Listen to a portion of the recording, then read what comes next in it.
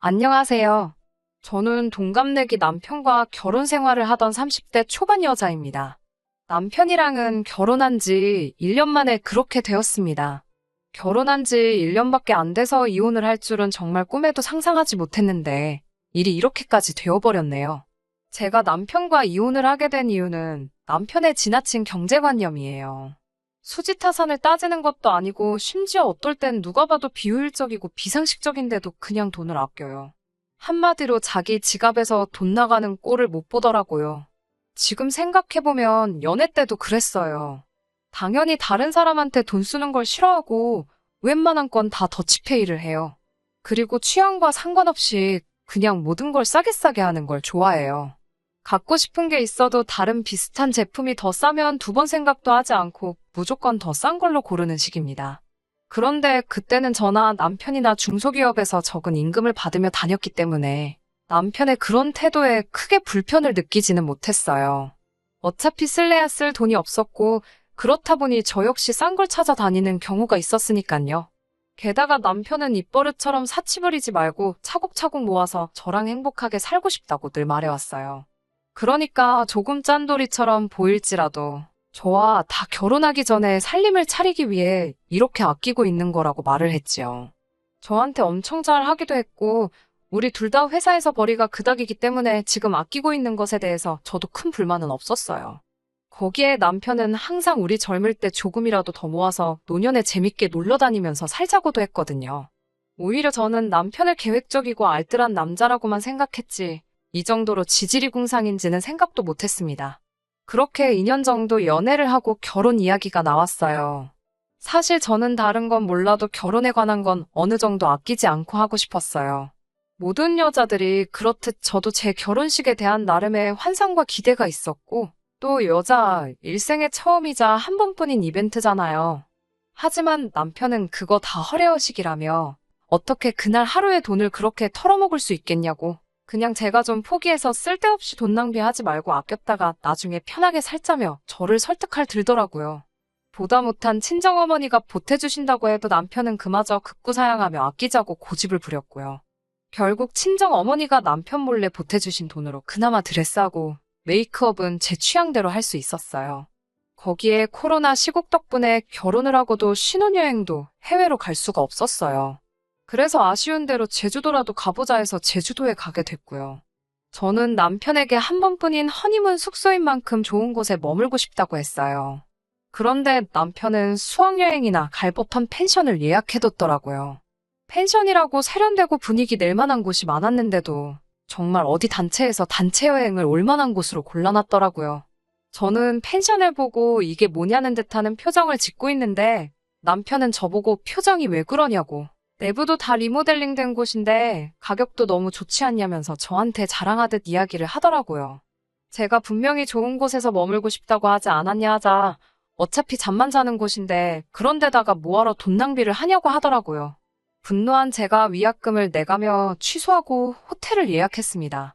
하지만 남편은 제가 자기가 고른 곳을 취소했다는 사실보다 그 위약금 몇 푼에 화가 나 있더라고요. 여행지 내내 돈 아껴야 된다면서 밥도 제 거만 시키게 하고 한 사람 앞에 하나 시켜야 하는 곳에서는 자기는 안 먹을 테니 밖에서 기다리겠다고 저 혼자서만 먹으라고까지 했어요. 애도 아니고 여행지에서 내내 그런 식으로 땡깡을 부리고 있으니 아무리 어쩔 수 없이 온 제주도라지만 신혼여행이나 다름없는 여행이었는데 그렇게 신혼여행을 망치고 말았습니다. 그리고 얼마 지나지 않아 저는 회사를 관두고 작은 사업을 시작했어요. 당연히 남편은 당장 제가 수입이 줄어들 수도 있다는 생각에 반대를 했고요. 하지만 결혼할 때 친정어머니께서 보유 중인 부동산이 있어 그 집에 전세로 저희가 완전히 자리 잡을 때까지 무상임대를 해주신 게 있기 때문에 어쩔 수 없었는지 며칠 궁시렁대다가 금방 포기하더라고요. 새로 사업을 시작하다 보니 이래저래 어쩔 수 없이 발생하는 비용들이 있었습니다. 때로는 일 때문에 만난 사람에게 식사라도 대접해야 하는 경우도 종종 있었고요. 그래도 접대용 식사인데 남편하고 연애할 때처럼 맨날 국밥이나 분식을 먹을 수는 없지 않나요? 그렇다 보니 때로는 식사에 10만 원 정도 지출할 때도 있었습니다. 그런데 그러면 남편이 질색팔색을 하면서 저를 사치나 부리는 여자로 취급을 해요. 제가 남편이 벌어온 돈으로 그러는 것도 아니고 제가 직장 생활하면서 꼬박 모아온 돈을 사업자금으로 쓰고 있는 거고, 사업을 운영하면서 비용 처리가 가능한 부분인데도 그 돈이 결국 벌돈에서 나가는 거 아니냐는 식으로 사업으로 쓰는 돈도 자기가 원하는 대로 다루려고 했어요. 남편이 이렇게 아끼는데 급급한 데는 남편 나름의 사연이 있기는 해요. 연애할 때는 전혀 몰랐는데 결혼 후 시모가 말하길 남편이 어렸을 때 시댁이 정말 힘들었다고 하더라고요. 장남이었던 남편은 돈을 아껴 쓰는 걸 습관화할 수밖에 없었고 그러다 보니 지금도 금액이 조금만 커지면 엄청난 죄책감을 느낀다고요. 그래서 남편과 돈 문제로 부딪힐 때마다 답답하고 결혼 후에는 재산이 공동의 재산이 되었으니 무슨 일이 있을 때마다 사사건건이 부딪혀야 한다는 생각을 하니 걱정이 태산이었어요. 하지만 그래도 내가 선택한 남자이고 결혼 전에 제게 보여줬던 모습과 결혼이란 건 어느 정도 서로 맞춰 살아야 한다는 생각도 있었기 때문에 참고 또 참았습니다. 남편이 제게 바라는 게 있는 만큼 남편도 저에게 맞춰주고 있다고 생각하는 부분이 있지 않겠냐는 생각을 했었어요. 그런 제가 결국 남편의 태도에 폭발하게 된 건 바로 얼마 전의 사건 때문입니다. 남편과 장을 보고 집에 돌아가는 길에 정말 우연히 길에서 중학교에 다니는 사촌동생을 만났습니다. 저희 외삼촌의 아들로 어렸을 때 맞벌이 부부인 외삼촌네의 부탁으로 저희 어머니가 키우셨거든요. 사촌동생이 저랑 나이 차이가 많이 나다 보니 사춘기가 오고 난 뒤로부터는 저를 예전보다는 어려워하긴 하지만 외동인 저한테는 그때부터 쭉 친동생이나 마찬가지였어요. 얼마 전 삼촌네가 근처로 이사 왔다는 이야기는 들었는데 정말 신기하게 사촌동생을 길에서 마주친 거죠. 동생에게 어디 가냐고 물었더니 아침부터 아파서 고생하다가 결국 병원 가서 약 받고 집에 가고 있다고 하더라고요. 시간을 보니 외삼촌도 외숙모도 안 계실 시간 같아서 집에 가면 누구 있냐고 물었어요. 그러자 아무도 없다고 하길래 동생 안색도 안 좋아 보이고 해서 제가 억지로 근처에 있는 죽집에 끌고 갔어요. 어떻게든 밥 한 끼는 먹여서 보내야겠더라고요. 동생은 싫다고 했지만 제 마음이 안 좋아서 억지로 죽집에 데려가 앉혔어요. 근데 보니까 남편 표정이 별로 안 좋더라고요. 요즘 시국이 그렇다 보니 아픈 사람하고 같이 있는 게 불편해서 그런가 했어요. 저한테야 친동생 같은 사촌동생이지만 남편하고는 교류가 거의 없다고 봐도 무방한 동생이니까요. 그래도 아픈 사촌동생이 처음엔 속이 안 좋다며 힘들어하면서도 한술 두 술 떠먹다 보니 되게 잘 먹길래 약 먹고 나서도 안 좋아지면 좀 더 먹으라며 전복죽 하나를 더 포장해서 줬어요. 그런데 문제는 여기서부터였습니다. 남편과 장 보러 갈 요량으로 저는 산책하듯이 밖에 나오느라 핸드폰이며 지갑이며 아무것도 들고 나오지 않은 상황이었어요. 그래서 남편에게 계산 좀 해달라고 부탁을 했어요. 그랬더니 남편은 들은 채만 채 가만히 있고 지갑을 꺼낼 생각을 안 하는 거예요. 그래서 제가 빨리 계산 안 하고 뭐 하냐니까 사촌동생한테 네가 먹은 건 네가 내라고 하더라고요. 저는 순간 제 남편이지만 미쳤나 싶었어요. 하마터면 입 밖으로 욕이 나올 뻔했습니다. 진짜 너무 쪽팔리고 당황스러워서 남편을 따로 불러냈어요. 그리고 동생에게 안 들릴 만한 거리에서 있는 욕 없는 욕 다 하면서 당장 가서 결제하라고 했어요.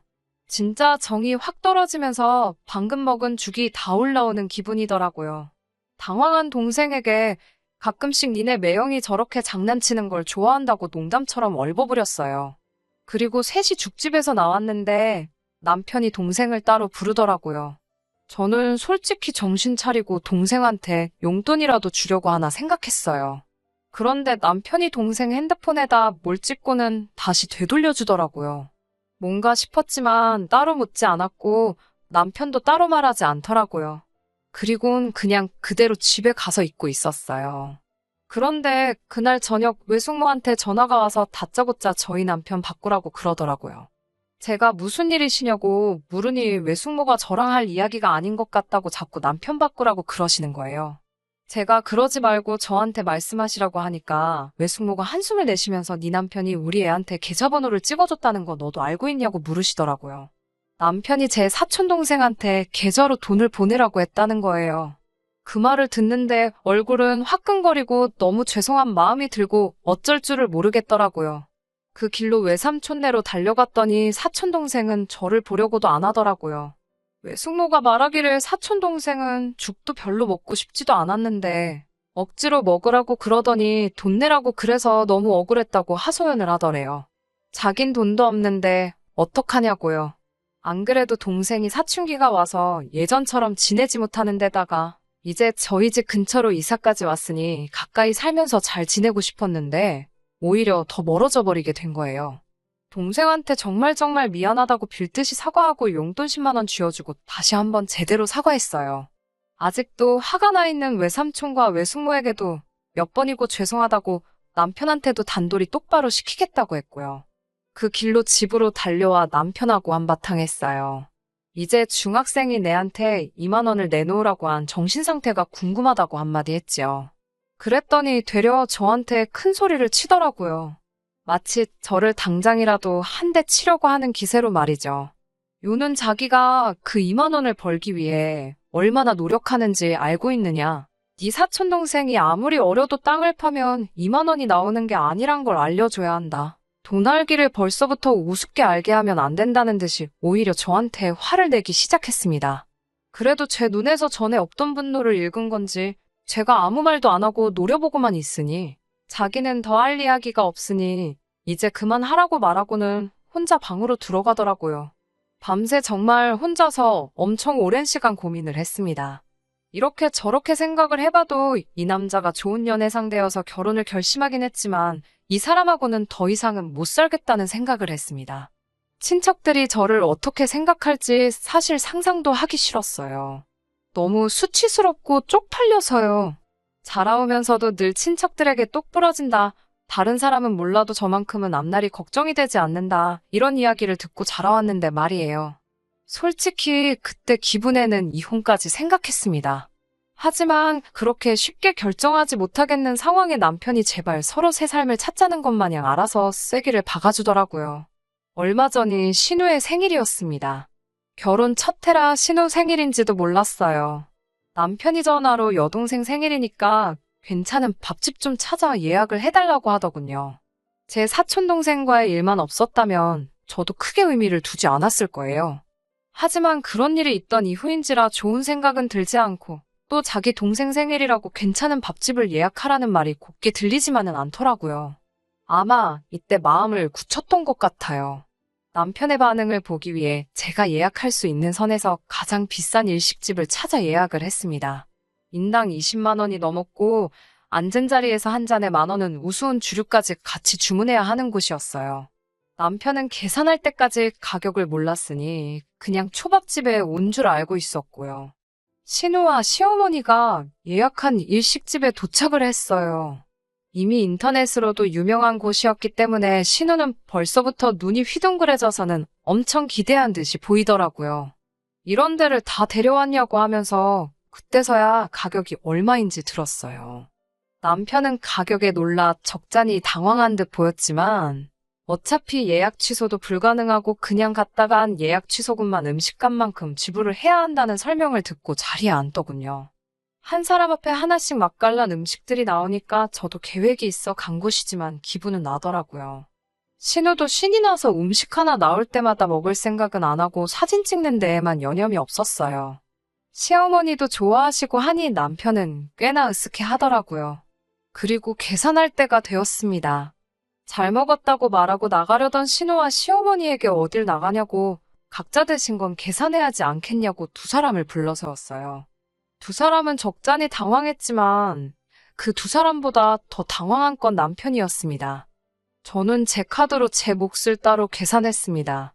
남편은 기분 낸다고 술을 몇 잔이나 마셔서 30만 원이 넘게 나왔고 시어머니와 신우도 스스로 계산하기는 부담스러울 정도로 적당히 많은 금액이 나왔어요. 게다가 남편은 평소에 아낀다고 현금도 하나도 들고 다니지 않고 카드마저도 한도를 50만 원으로 설정을 해뒀기 때문에 두 사람 걸 계산해줄 여력이 안 되는 걸 저는 이미 알고 있었어요. 거기에 하늘이 도운 건지 남편이 일단 자기 몫이라도 계산하려고 했는데 카드가 이미 한도 초과가 되어 거절을 당하더라고요. 남편도 가게 안에서 체면 세운다고 저한테 화 한 번 내지 않고 있다가 이젠 도무지 방법이 없을 것 같으니 저에게 화를 내더라고요. 보다 못한 시어머니가 본인이 자기들 건 전부 낸다고 하시기에 남편이 저에게 말해준 것 그대로 말해줬습니다. 2만 원도 땅을 파서 나오는 게 아닌데 그 10배가 넘는 돈을 왜 내주시냐고요. 신우도 이제 대학교 졸업할 때가 다 되어가니 돈 귀한 줄 알아야 하고 남의 돈 쓰는 게 쉬운 게 아니란 걸 알려줘야 한다고 말씀드렸죠. 절대로 계산해 주시면 안 된다고 제가 완강하게 버티니 결국 시어머니는 본인 것만 계산하고 신우도 울상이 되어서는 자기 카드로 계산을 했어요. 대학생이니 돈이 아예 없는 건 아니었지만 식사 한 끼에 그 정도 돈을 썼다면 신우한테는 엄청난 타격이었을 거예요. 두 사람은 기분이 나빴던 건지 자기들 계산이 끝나고 가게 밖으로 나가버렸습니다. 남편만 계산을 못하고 있는 상황이었어요. 이러지도 저러지도 못하니 기세 좋게 화를 내던 남편도 나중에는 저한테 돈 좀 내달라고 빌더라고요. 저는 제 거 냈으니까 너 거는 너가 알아서 하라고 하고 집으로 돌아왔어요. 결국 남편은 근처에 있는 은행 ATM기까지 뛰어가서 자기 돈을 찾아와 계산을 했는가 봐요. 제가 집에 돌아오고 얼마 지나지 않아서 따라 들어오더라고요. 얼굴은 시뻘게 져서 씩씩대고 있는 꼴을 보니 속이 참 후련했어요. 남편은 대번에 저한테 그게 뭐 하는 짓이냐며 화를 내기 시작했습니다. 저는 그게 뭐가 어떠냐면서 아무렇지도 않게 받아쳤지요. 어떻게 자기 가족들 앞에서 자기를 그렇게 쪽을 줄 수 있냐며 화를 내더라고요. 지난번 제 사촌동생 일과 다른 게 뭐냐 따졌더니 사촌하고 가족하고 같을 수가 있냐며 자기가 뭘 잘못했는지는 끝까지 생각하지 않고 저에게 소리만 지르고 있었어요. 검소한 것도 잔돌이인 것도 최대한 이해하려고 해봤지만 또 자기 가족 얽힌 일에선 이렇게 내로남불까지 하는 사람이라고는 생각도 못했습니다. 일관적이게 짠돌이 짓을 할 거면 자기 체면이 어떻든 간에 제가 그 자리에서 시어머니와 신우에게 본인 몫을 각자 지불하라고 했을 때 그렇게 하라고 거들었을 테죠. 그런데 자기 가족이 먹는 밥은 얼마가 되었든 자기가 지불할 용의가 있다고 우기는 거 아닌가요? 물론 그 금액이 비싼 건 여전히 아까워하겠지만요. 여기서 더 남편과 실갱이하면서 서로 소리쳐 싸워봤자 감정만 상할 뿐이란 걸 알고 있었어요. 애초에 원초적인 해결이 필요했던 거죠. 그렇게 좋아하는 돈 이제 혼자서 벌고 쓰고 알아서 맘대로 하라고 했지요. 그랬더니 말귀는 또 못 알아듣고 하는 말이 갑자기 왜 그러냐고, 혹시 제가 하는 사업이 잘 안 돼서 그러는 거냐고 하더라고요. 그저 돈 이야기 앞에는 저렇게 민감해져서 앞으로 이 남자와는 어떻게 행복할 틈이 없을 것 같다는 확신이 들었습니다. 이혼하자고 단도직입적으로 말을 해주니 그제서야 그러지 말라고 빌더라고요. 아까 혼내던 모습은 온데간데 없고 울먹이기까지 했습니다. 남편에게 나랑 결혼은 왜 했냐고 했더니 신혼부부로 살면 대출도 싸게 나오고 여러 가지 혜택이 좋지 않냐고 하더라고요. 그 와중에도 저를 사랑해서 결혼한 거라는 대답을 듣고 앞으로 잘해보자고 하려던 제가 다 한심해지더라고요. 그래서 결국 남편과는 이혼하게 되었습니다. 집이야 친정어머니 집에 무상으로 살고 있었으니 아무 문제가 없었고 혼인기간이 짧다 보니 분할할 재산도 없었습니다. 처음에는 그나마도 잘못했다고 사과를 하기는 했지만 나중에도 제가 마음을 굽히질 않으니 이혼 비용에 돈을 아끼고 싶었는지 순순히 합의를 해주더군요. 그나마 둘 사이에 아이가 없던 게 다행인 것 같네요. 회사는 그만뒀지만 사업이 어느 정도 자리를 잡고 있어서 이혼을 한다고 하더라도 당장 제 자신 하나는 건사할 수 있겠다 싶습니다. 검소한 것과 짠돌이는 종이 한 장 차이입니다. 사람을 자세히 파악하지 못한 제 자신도 있지만 정말 저 같은 사건을 겪기 전까지는 알 수 없기도 하겠지요. 제가 사람을 잘못 본 거기는 하지만 연애할 때 감정 때문에 단점을 장점으로 받아들이시는 분이 없으면 참 좋겠네요. 그래도 거지 같은 남편을 떠나 다시 새 출발하게 되었으니 사연 들어주신 분들께 감사드리고 저한테 앞으로 좋은 일 생길 거라 응원의 메시지 한번 보내주시면 참 감사하겠습니다. 이만 사연 마치도록 하겠습니다. 끝까지 들어주셔서 감사합니다. 오늘의 사연은 여기까지입니다. 구독과 좋아요, 알람 설정 부탁드리고 더 좋은 사연으로 다시 찾아뵙겠습니다. 감사합니다.